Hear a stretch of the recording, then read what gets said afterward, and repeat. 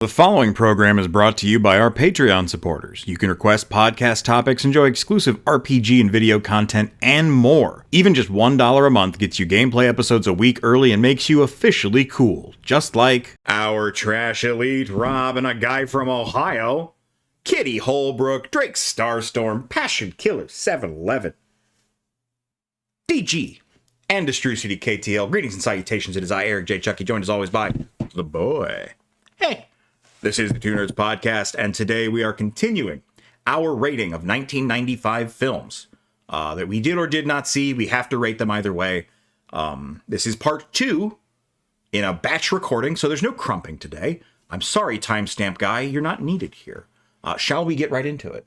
You know what? Real podcast starts at, and here's your timestamp. Oh my god, so thrilling. Quite thrilling. Ooh, I went a little too far down there last time. Return of the Texas Chainsaw Massacre.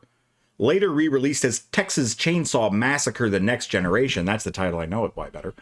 Black comedy slasher that is starring Renee Zellweger, Matthew McConaughey, and we got... No, that's about it. I thought this isn't the one with Bill Moseley, I guess. No, that's from the 2000s. I did not know that. Okay.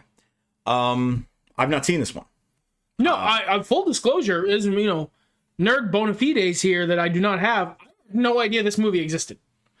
I thought the Texas Chainsaw Massacre from the 70s and then the one in the 2000s called Texas Chainsaw that was really serious were the ones I knew existed. No. The Bill Moseley was in, it must have been an earlier one, it might have been in the 80s. He played Chop Top, who was a goofy, over-the-top character with a metal plate in his head. Oh, well, see, that's another one. Yeah.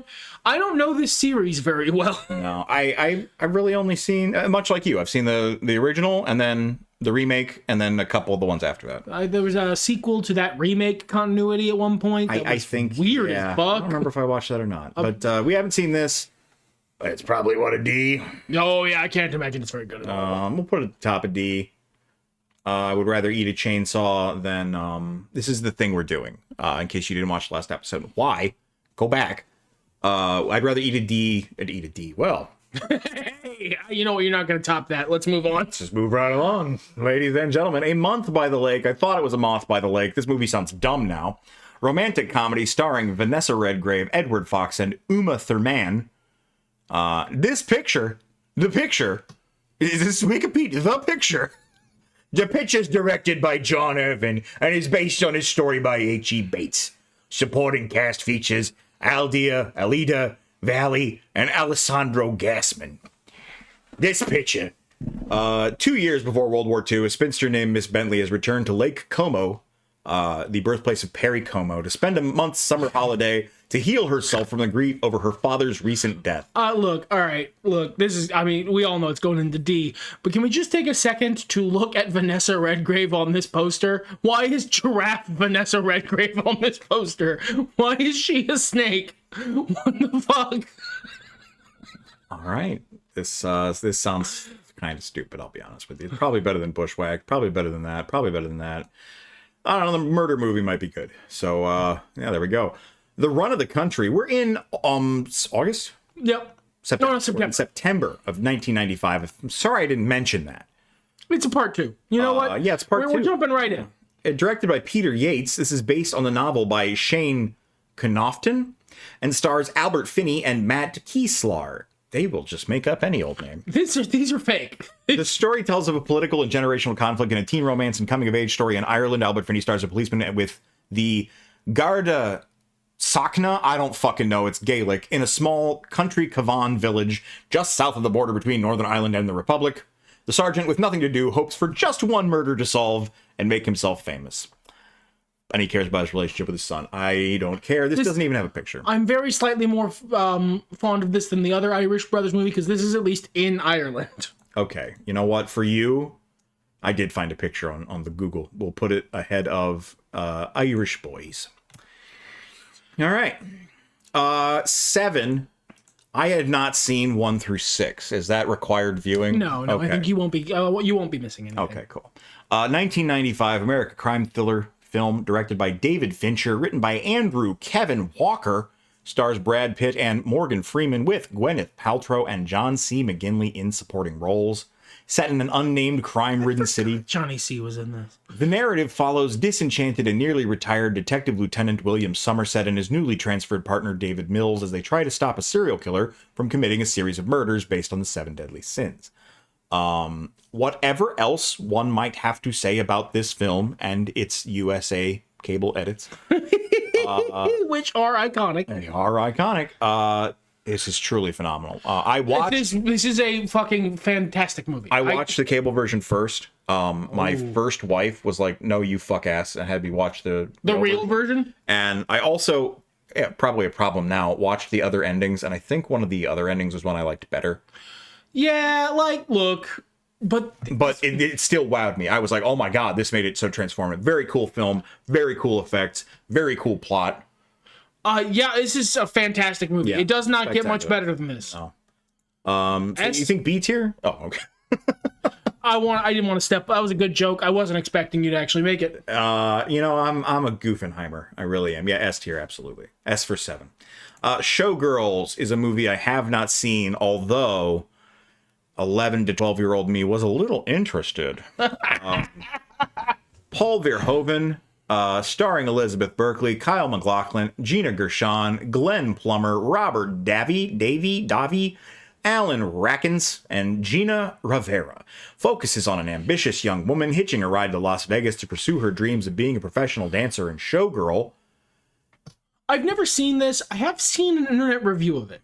I've seen a couple internet reviews of it. It's treated as a, like, for the, not even the audience it was intended for necessarily. The audience it was intended for is 12 or 11 you.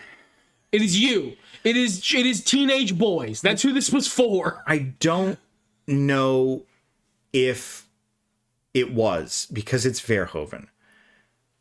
It was so bad, but so many people love it, and I don't know. It's weird. I don't think I would like it if I sat down and watched it. But I've seen enough of this movie to know I would hate it. I mean, it's got to be better than those 3 films, than Unzipped. Yeah, it goes above those. That's fine. What do we think about Giraffe? This movie's probably really bad, but the giraffe, the snake lady is, she lives. You for her? I don't think that should get her extra points. I was gonna say it doesn't have Julia Roberts in it, to its credit, and you know what, that is fair. It also doesn't have a panda in it. You know what? That's also fair. Okay. What I just did, that's called Persuasion, baby. A period drama film based on Jane Austen's 1817 novel of the same name. In her theatrical film debut, Amanda Root stars as protagonist Anne Elliot. Oh, I'm already going to sleep. Hold on. Where Kieran Hines plays her romantic interest, Captain Frederick Wentworth. 877 cash now. I was going to do a snoring bit, but then fucking I'm not a Jane Austen. Hit me with the cash now. I don't like Jane Austen. I think she's really, really dry. It's not my kind of romance. I'm not. I don't know if it's become clear to the people. I'm not a huge romance movies guy myself, but specifically Jane Austen, I find boring and dry. I'm gonna put it between Giraffe Neck and Unzipped. Here's a poster I remember. The Big Green. I've seen this.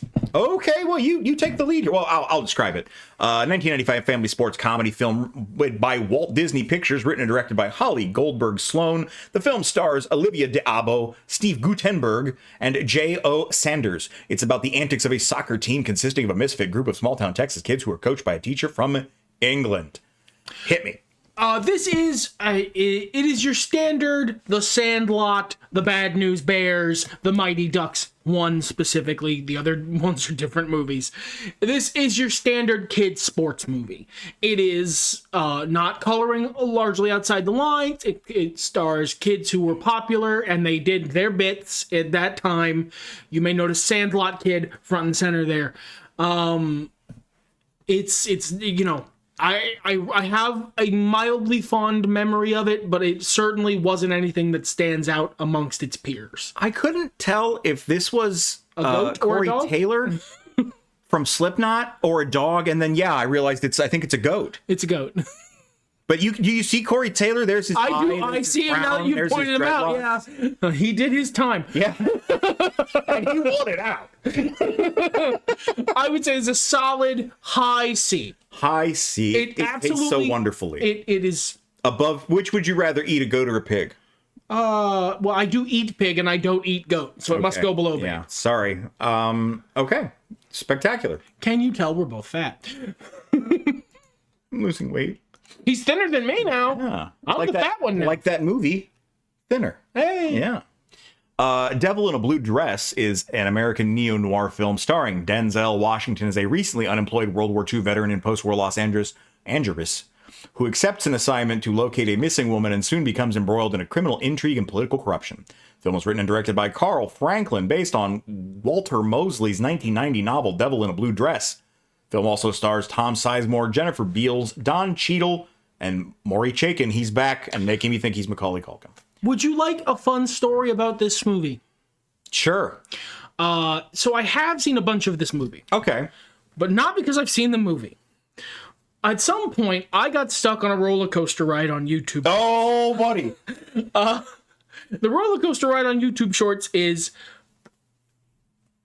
the algorithm chooses a movie that you end up seeing most of through YouTube Shorts.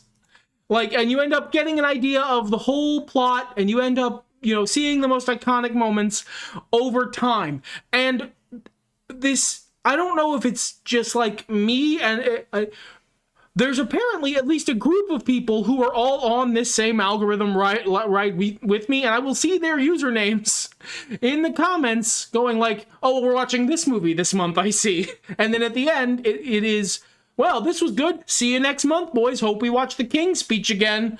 I have seen big parts of this movie,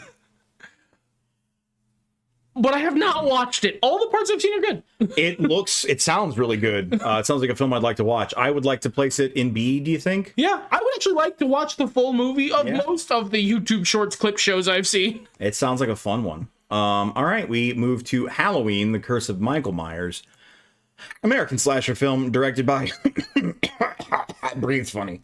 Joe Chappell. Chapel Roan. Moving on. Starring Donald Pleasance, Paul Rudd. Well, now I'm curious. Mary Ann Hagan and Mitch Ryan. Sequel to Halloween 5, The Revenge of Michael Myers, and the sixth installment of the franchise. The plot depicts Michael hunting down the infant son of his niece, Jamie Lloyd. It's probably bad. I'm curious because Paul Rudd's in it, but it's probably bad. None of them were good after the first one.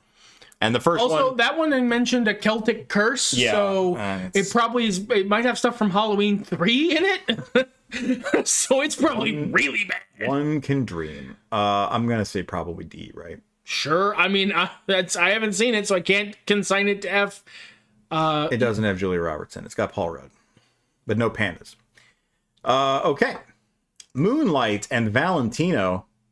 Don't get too excited now. Don't be looking at these October films. We're not there yet. We're not there yet. 1995 comedy drama directed by, I thought that said David Attenborough. Man, the dyslexia is strong today. David Anspaugh, starring Elizabeth Perkins, Gwyneth Paltrow, Kathleen Turner, Whoopi Goldberg, and John Bon Jovi. Screenplay by Ellen Simon is based on her semi-autobiographical play of the same name, written after the death of her husband. Rebecca Lott is a 30-something poetry teacher who is widowed when her husband is killed while jogging. Helping her cope with her grief is a support system consisting of her sister, Lucy Traeger, a chain smoker still trying to deal with her mother's death from cancer. 14 years earlier. 14 years earlier. I'm sorry. Wouldn't it be their mother? Maybe they're half-sisters. Okay, all right, fair enough.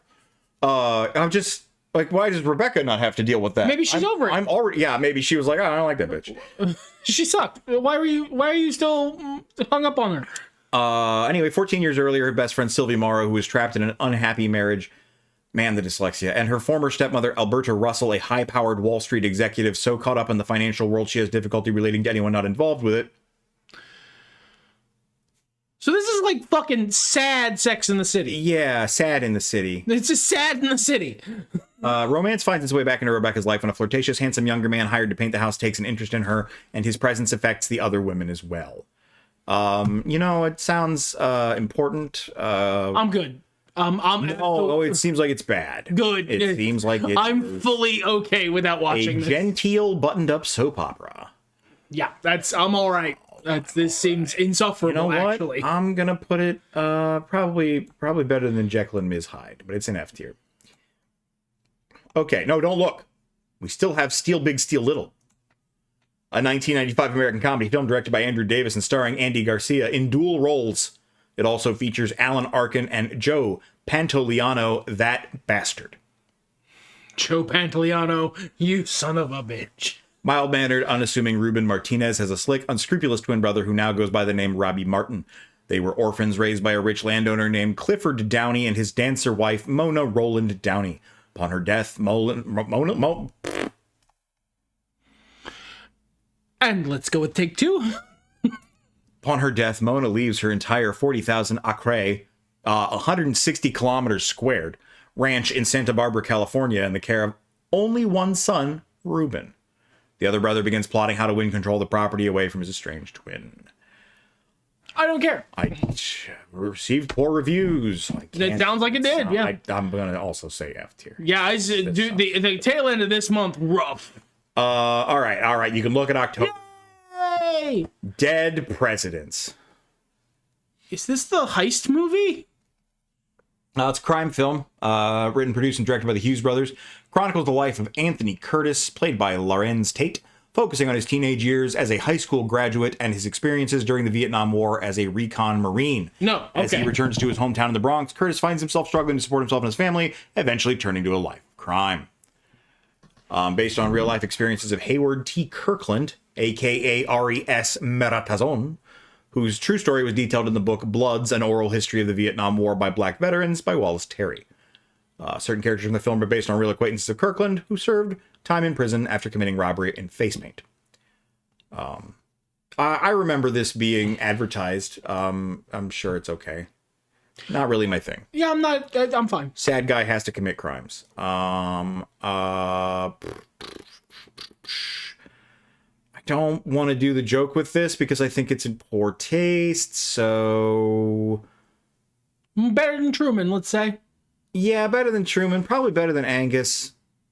Probably better than Last of the Dogman. Probably better than Texas Chainsaw Massacre. Put it in D because I don't care, but it's probably a decent film. Assassins. Action thriller directed by Richard Donner. Stars Sylvester Stallone, Antonio Banderas, and Julianne Moore.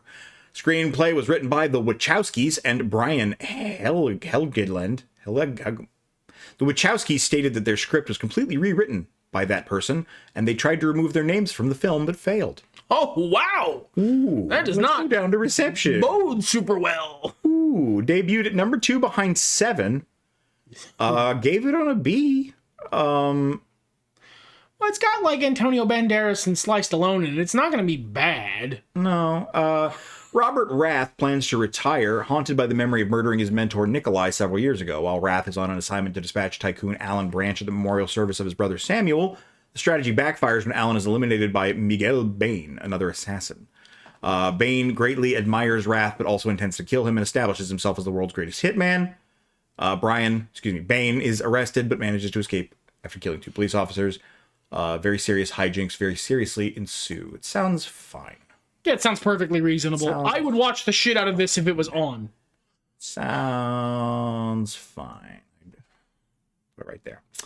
The Horseman on the Roof, better known as Le Hussard sur le Toit, is a French film directed by Jean-Paul Rappeneau. I'm all set. Starring Juliette Binoche and Olivier Martinet. Based on the 1951 French novel Le Hussard sur le Toit by Jean Genot. The film follows the adventures of Angelo Pardi, a young Italian nobleman in France, raising money for the Italian Revolution against Austria during the time of cholera. It's about the struggle for independence. I'm good. Yeah, it just seems like a historical... All set. Fully all set. I don't want to watch a historical French drama. I'm all set. Roger Ebert damned it with faint praise, gave it 3 stars. I'm going to say D. I'd rather eat Harry Truman than a horse. How to Make an American Quilt. You start with one piece of fabric, and then you keep adding more. This is a YouTube tutorial. Drama film based on the novel by Whitney Otto, directed by Jocelyn Moorhouse. That didn't pop up on the thing, I'm glad. Starring Winona Ryder, Anne Bancroft, Maya Angelou, Gene Simmons, Ellen Burstyn, Kate Nelligan, and Alfre Woodard. Woodard. I realized who that was halfway through reading it. It is notable as being Jared Leto's film debut. So this movie's responsible for Jared Leto. Who's casting director here? Who do we have to hurt? Main character. Following her boyfriend Sam's proposal, Finn visits her great aunt and grandmother to finish her thesis and think it over. Oh, this is dead by characters. Oh, it's okay. It's an ensemble picture with different character perspectives. A bunch of different stories. Can we just talk about how there is no style guide that Wikipedia seems to follow for movies? Wikipedia has very strict style guides for different types of things that you're covering. You have to do things in a certain order. You have to do things in a certain way. There's a very strict, notability guideline where you have to justify every sentence. That is not the case for fucking movies. Movies is just the Wild West out here. People do whatever the fuck they want. I'm gonna put it below. Oh, it's falling. Okay, above Persuasion. Sounds good. In the D tier for those of you audio listeners. Kicking and Screaming. Romantic comedy drama. Written and directed by Noah Baumbach in his feature directorial debut. Stars Josh Hamilton, Olivia d'Abo, Parker Posey, Chris Eigman, Parker Posey, and Eric Stoltz. A group of college graduates of the fictional town of Munton refuse to move on with their lives, each in their own peculiar way. Mostly positive reviews. I gotta say, of all the romantic comedies we've seen, I really like refuse to move on with their lives, each in their own peculiar way. Yeah. It's got a little sad. Being dragged kicking and streaming into adulthood is actually relatable. It is relatable. See? For like a good premise? I'll put it at the bottom of C, above Babysitter's Club, but not above A Night in King Arthur's Court. There you go. Or I got you. Kid in King Arthur's, whatever. You were here. If you weren't here, why haven't you gone back yet? Give me the launch time. You have to go back. Not Part of This World is a 1995 comedy independent film written and directed by Phil Atlickson in his directorial debut. Film stars Adam West, Matt Letcher, and Christina Lang. I feel like I know that name, and I don't know why it doesn't have a blue link. That's interesting. Set on a single day when former students of Boise High School learn a classmate was killed in a drive-by shooting while doing charity work in South Central, they then try to remember her as they struggle to find purpose with their own lives. Wow, that sounds really sad. It's a comedy movie, so no. I don't want to watch it. That's bizarre. That's interesting. I don't know. I might have been into it. 2010's me, like you said. D, I think. Are you against that? I have nothing against that. That sounds fine. It sounds slightly more interesting than... Not as good as Giraffe Neck. Few things are as good as Giraffe Neck. Cats, they fight. Why? Because they're conflicted on the satirical black comedy film To Die For. Directed by Gus Van Sant, stars Nicole Kidman, Joaquin Phoenix, and Matt Dillon. The plot follows Suzanne Stone, an ambitious New Hampshire woman who dreams of becoming a celebrity, who will stop at nothing until she achieves fame on TV. The film's narrative combines traditional drama with darkly comic direct-to-camera monologues by Kidman's character, mockumentary interviews, some tragic, with other characters in the film. So this is The Office? It's got maybe a similar style. There's nothing wrong with that style. Just The Office. No, I'm trying to get an idea of what I'm going to be watching. This is The Office, but also a thriller. But about a black comedy. It could be good. It seems like it had...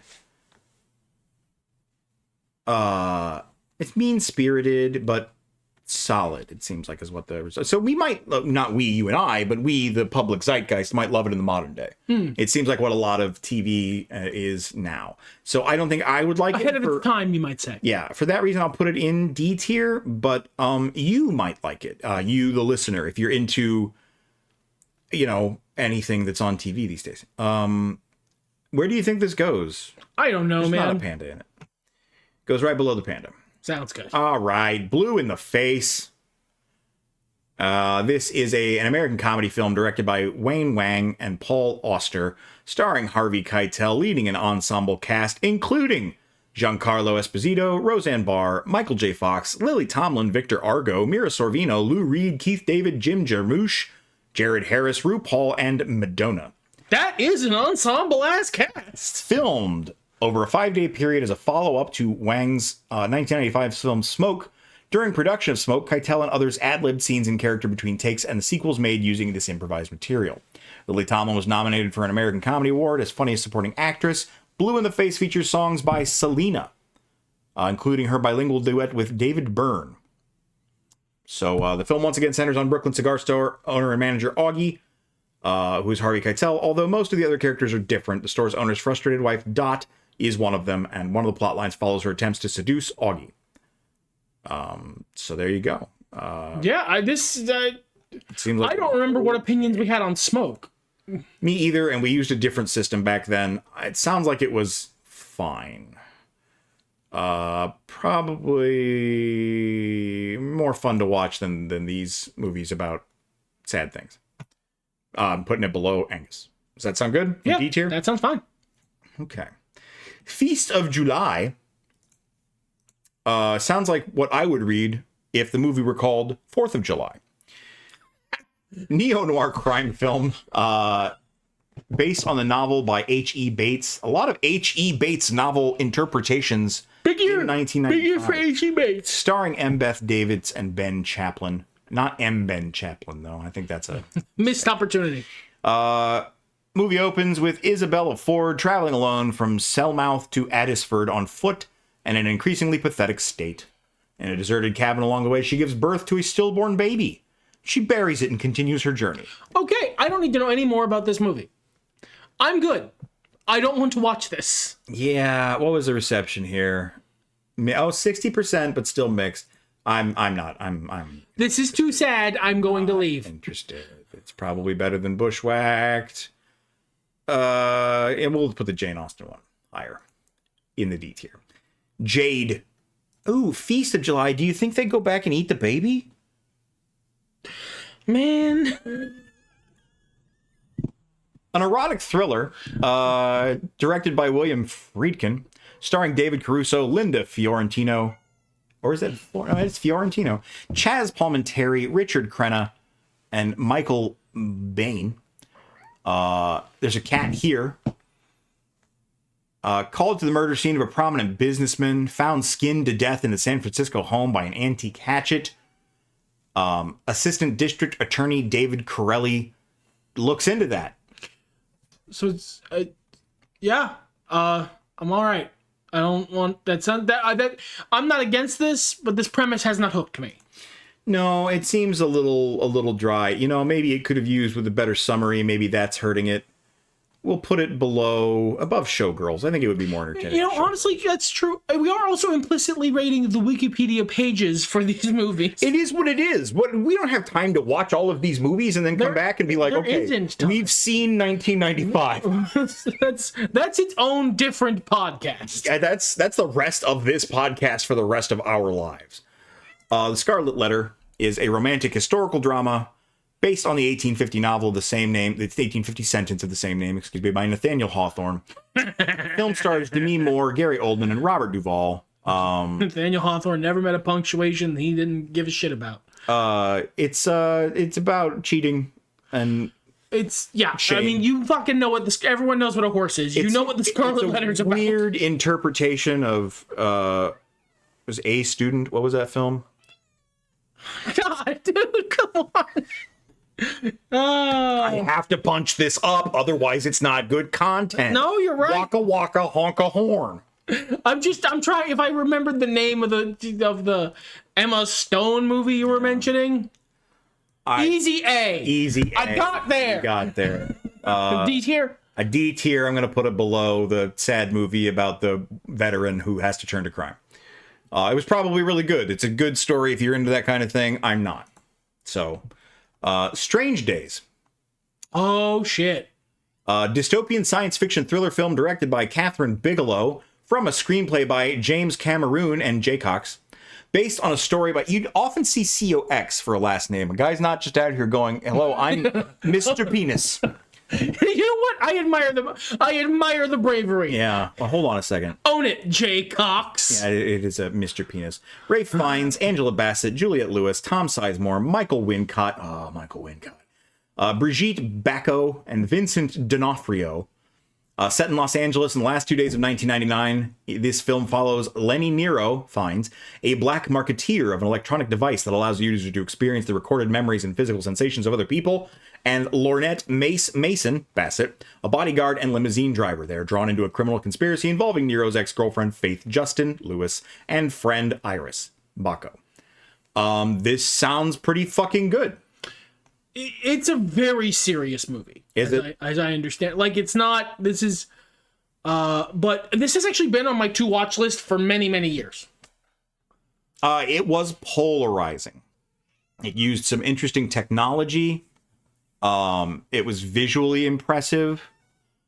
The performances were positive, and the film standing has improved over time. 70% on Rotten Tomatoes. Interesting. All right. Well, what do you think, man? You seem to know a little bit more about it than I do. I honestly don't. It's been on my to watch list because it's referenced in a different thing that I read many years ago, and I was like, you know what? I kind of want to watch that movie, and I've known about that's been a part in my head of I kind of want to watch Strange Days, so I know more about this other thing I read. So long that it's just kind of in there now. Yeah, it sounds like he's selling, for those of you who like cyberpunk, the setting, brain dance. Yeah, he's saying brain dance rig or something. That's I don't know. It sounds interesting. For me, it's a C because I've been intending to, but it's like it's a Netflix queue thing. I don't know that I'll ever actually watch it. I think I'll put it above Clockers if you're all right with that. That sounds fine. Okay, I think that might sound interesting. The Affair, incredibly distinct from The Scarlet Letter. Romantic drama TV film directed by Paul Seed and starring Courtney B. Vance as an African-American soldier in the United States Army who is deployed to England during World War II and has an affair with a British officer's wife played by Carrie Fox. I'm all good. Yeah, I'm fine. It doesn't even... No, that movie's not going anywhere I want to follow. No, I'm going to put it... I'd rather watch Bushwhacked. Get Shorty. This is another film that I've seen the sequel to, but not the original. American gangster comedy, directed by Barry Sonnenfeld and written by Scott Frank, based on Elmore Leonard's 1990 novel, stars John Travolta, Gene Hackman, Rene Russo, Delroy Lindo, James Gandolfini, Dennis Farina, and Danny DeVito. It follows Travolta as Chili Palmer, a Miami mobster and loan shark who inadvertently gets involved with a Hollywood feature film production.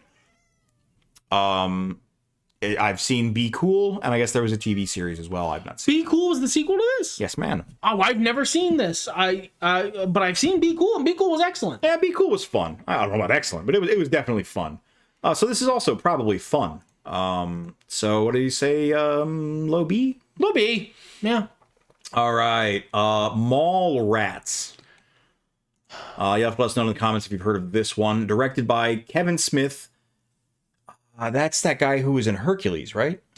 It's the guy who had a bit part in Daredevil, the Ben Affleck movie. Oh, I've never seen that. And he famously had a heart attack, and every single movie he's made since then has been about that exclusively.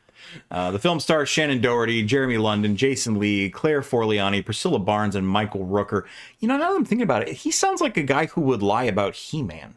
It's very in character for him to completely lie about the premise of a He-Man cartoon.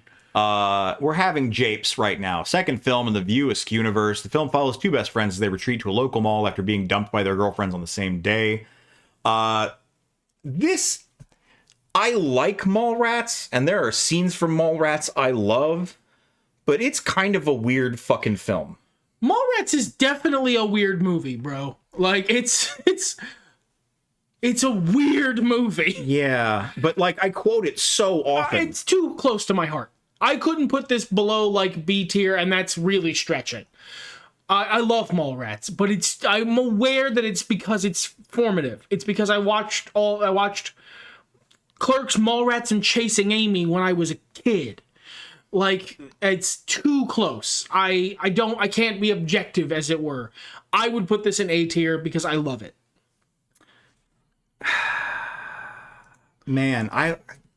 Like, half of me wants to rewatch this and see, because I haven't seen this since high school. But agreed. I've seen it since. But I don't want to rewatch it because that would compel me to watch Kevin Smith's later works, and they all sound really terrible. You're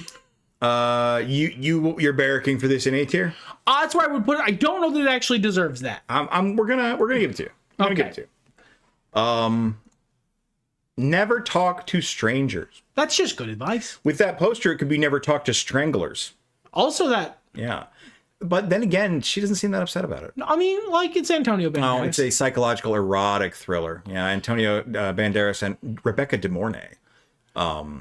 Just like, fucking, what is wrong with me today? You're reading so Did much. I take stupid drugs? It's a volume thing. You're plowing through so much text. Psychologic Dr. Sarah Taylor is a guarded, aloof criminal psychologic who interviews a client who is a rapiste and is pleading not guilty by reason of insanity.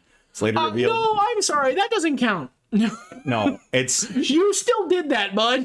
She also is a victim. It sounds rough. This sounds... I don't think Antonio Banderas is playing a very nice man in this. We got Harry Dean Stanton. We love him. Yeah, Look at his great. face. Look at him there. All right. But, D? I'm good. Low D? I'd rather watch The Affair. That just sounds like a lot. Now and Then. Now and Later, that's in Candy. Oh, yeah. Those are solid. Directed by Leslie Linka Glatter, not Linklater, and written by Marlene King, stars Christina Ricci, Thora Birch, Gabby Hoffman, Ashley Aston Moore, Melanie Griffith, Demi Moore, Rosie O'Donnell, and Rita Wilson. Follows 4 women who recounted a pivotal summer they shared together as adolescents in 1970. I think, and excuse me for being gauche, the question is, did they fuck? It's a 90s movie. They didn't fuck. What's it rated? It does not tell me. It will not tell me. Again, there is just no rules for movie Wikipedia pages. They were raising money to buy a tree house. Boy crazy. They go to a seance later. Yeah. You know what? I think I've heard references to this in like other stuff. Was it Beloved? Where is the reception? Number 2 spot. Does not reviewed well. Wasn't cult following, staple at girls' sleepovers. There we go. That's what I was thinking about. I'm good. I'm all right. The girls may have this one. This movie can be for them. I'd rather watch. Not everything's gotta be for me. No, it doesn't. We could put it in D. Maybe it's S in your heart. That's okay. But you can't do that because I am not sharing this list. Don't tell us unless it's in the comments. You can tell us in the comment. You can come to our Discord and tell us also. You can give me $20 and force me to watch this film. I'm game. Yeah, fucking $20. $20 is $20. Yeah, copy. I almost sprayed catnip spray in my mouth for $20 last night. I am a whore. Copycat is a 1995 psychological thriller horror film directed by John Amiel and starring Sigourney Weaver, Holly Hunter, and Dermot Mulrooney. Follows a criminal psychologic, what did I say last time? And a homicide detective who must work together to find a serial killer, not the guy from earlier film this year, Hackers, who is committing copycat crimes modeled after notorious murderers. This sounds decent. But only decent. What is reception? All the way down here. Positive reviews? Wow, apparently quite a bit more than decent. What? Man, it sounds pretty good. I don't know if it goes into B. That's up to you. I'm willing to accept that. If that's where your heart is telling you to put it, I would say go for it. I'm going to say high C. I'm going to say above Canadian bacon. Delicious. Because I would rather eat a bowl of cereal. Canadian bacon and high C. Fucking a diabolical combo. The Doom Generation is an independent black comedy thriller film co-edited, produced, written, and directed by Greg Araki. That's the guy who made JoJo's. It stars James Duvall and Rose McGowan as 2 troubled teenage lovers who pick up an adolescent drifter, played by Jonathan Schaech, and embark on a journey full of sex, violence, and convenience stores. Billed as a heterosexual movie by Greg Araki, Doom Generation is the second installment of the director's trilogy known as the Teenage Apocalypse Film Trilogy, preceded by Totally Fucked Up and followed by Nowhere. The cats need to stop. Go into different rooms, cats. The cats are experiencing their own doom generation right now. There is no convenience store in here. I'm probably okay. I'm If not I had really watched a this movie when I was sexy the guy. right, Yeah. it's got a really good poster D? on the C? strength D but on the strength of the poster, high D. Okay. Hi, D. Leaving Las Vegas. Romantic drama film. Semi-autobiographical novel by John O'Brien. It was based on Nicolas Cage. Yes. Stars as a suicidal alcoholic in Los Angeles. Having lost his family and been recently fired, he decided to move to Las Vegas and drink himself to death.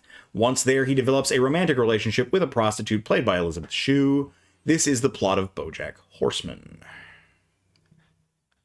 BoJack Horseman stole its plot from Leaving Las Vegas. Thank you. I think BoJack Horseman precedes this. This is a really solid performance from Nick Cage. You've seen this one? Yes. Okay. Well, then, my friend rated. The rest of the movie, however, is not that good. C. C tier. We'll put it above the movie that we kind of want to see that I've already forgotten the name of. Mighty Aphrodite. Comedy film written, directed, and co-starring Woody Allen, alongside Mira Sorvino, Helena Bonham Carter, Michael Rappaport, and F. Murray Abraham. F. Murray Abraham. Nah, Murray Abraham's never done anything to me. That kind of language isn't called for. There's a callback for you.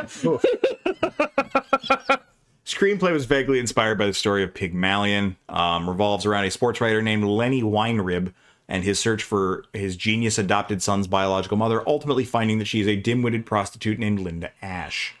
So this is probably, technically speaking, a very good movie. Yeah, I'm not a Woody Allen guy, and I'm not saying that. Look, it's not because of that reason. Yeah, I've seen a couple of his films. You know what? I'm going to go Godfather on this one. They insist upon themselves. I think that's actually super fair. I'm going to say D somewhere. It sounds better than a lot of the shit we've been talking about. I've forgotten so many of these films. It's the same Just day, put it guys. somewhere. Let's just put it somewhere. It's fine. It's probably better than Showgirls. It doesn't need overly thinking. This is a tough one, kids. I have not seen this movie, but by God, have I seen the trailer for this movie.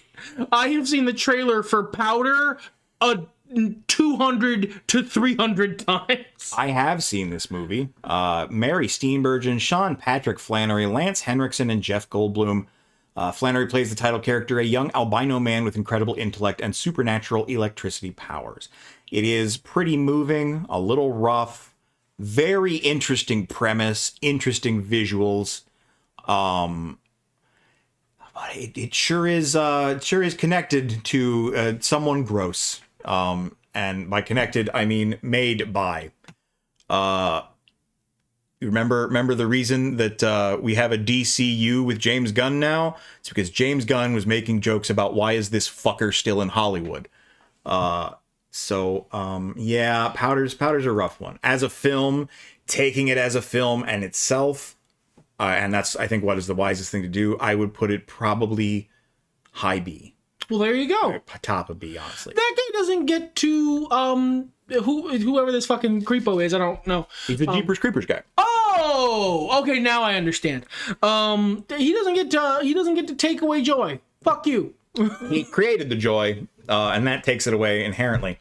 If you can watch it somewhere where he doesn't get paid for it, I don't know how you would do that. That I think is the center point is I don't want to give him money. Yeah. I caught it on HBO, I think, back when cable was a thing, and maybe you could find a used DVD copy to purchase. I can't imagine any other way one would watch acquire media without giving money to the creator of that media. Certainly not. 3 Wishes is a 1995 American fantasy drama film directed by Martha Coolidge, starring Patrick Swayze, Mary Elizabeth Mastrantonio, and Joseph Mazzello. A dog gives you wishes? This looks bad. This looks very bad. 13% of 15 critics' reviews are positive. Yeah, no, this looks really bad. I don't. This looks like a shitty schmaltzy kids movie with basically nothing to recommend it. Did it drop below the fish? I don't wish to speak about it too much more. I want to save time for probably the last one of this episode and a absolute king movie. I'm gonna put it below the fish. All right. Vampire in Brooklyn. There's a teaser for what happens next episode. 1995 American vampire horror comedy directed by Wes Craven, starring Eddie Murphy, who produced and wrote it with his brothers Vernon Lynch and Charles Q. Murphy. Co-stars Angela Bassett, Alan Payne, Kadeem Hardison, John Witherspoon, Zakes Mokai, and Joanna Cassidy. Vampire in Brooklyn is maybe the best synthesis of an Eddie Murphy comedy and like a straight up horror movie I've ever seen. It might be the best vampire movie. That's a tough. It's certainly up there. It certainly belongs in the conversation with the best of the best, with Blade and like Underworld, the first one. Vampire in Brooklyn is an excellent movie. I fondly remember the time I was grievously ill, my lungs full of mold spores, and I sat on the couch and watched Vampire in Brooklyn twice in a row. It's a good fucking movie. Vampire in Brooklyn handily. S tier. I would say the top. Sit in A for a second. Top of S tier. It is better than Hackers. Hackers is a fantastic film. No, all right. So the difference is, Hackers is really fun and I love it. Vampire in Brooklyn's actually just also a really good movie. Yeah, incredibly solid film. And that's that. Do you have anything to take us out on, outro lineman? I do not, unfortunately. You'll just have to come back next time.